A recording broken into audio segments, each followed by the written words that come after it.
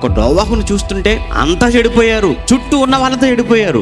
ఎంతమంది చెడిపోయిన వారి మధ్యలో ఒక్క నోవాహు నీతిమంతుడిగా బ్రతుకుతుంటే ఆ ఒక్కడిని చెడగొట్టడం పెద్ద కష్టమా? చెడిపోయిన వాళ్ళందరి మధ్య ఒక్కడు నీతిమంతుడిగా బ్రతకడం చాలా కష్టం, ఇతన్ని పడగొట్టడం కూడా చాలా సులువు వాళ్ళకు. కానీ వాళ్ళందరి మధ్యలోకి నోవాహు వెళ్ళాడు, నోవాహే నిలబడ్డాడు. 120 ఏళ్ళు వాక్యం చెప్పి చెప్పి చెప్పి చెప్పి వాళ్ళను మార్చాలనుకున్నాడే తప్ప వారిలా నోవాహు మారిపోవాలని మాత్రం నోవాహు అనుకోలేదు. వారిలో నోవాహు ఒకడు కాలేదు.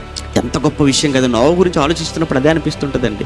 ఎందుకురా నీకు ఒకప్పుడు అలవాటు లేదు కదా, తాగుడు అలవాటు, ఇప్పుడు నీకు ఎలా అలవాటు అయిందంటే పలానా వాడంటాడు. ఇటు ఆ ఒక్కడే తాగని వాళ్ళు ఇంకా చాలా మంది ఉన్నారు కదా. మరి అంటే ఒక్కడి వలన ప్రభావితం అయిపోయావా నువ్వు? అంటే ఒక్క రోజుకి ఇలా అయిపోతే నోవాహును పాడు చేయటానికి, నోవాహును చెడగొట్టడానికి, నోవాహును మళ్లించడానికి అందరూ చుట్టూ చేరిపోయి నోవాహును ఎన్ని మాటలతో ప్రభావితం చేసినా నోవాహు అస్సలు వాళ్ళ పక్షాన చేరిపోలేదండి. వారిని మార్చాలి, వారిని తిప్పాలి అనుకున్నాడు దేవుని వైపుకు.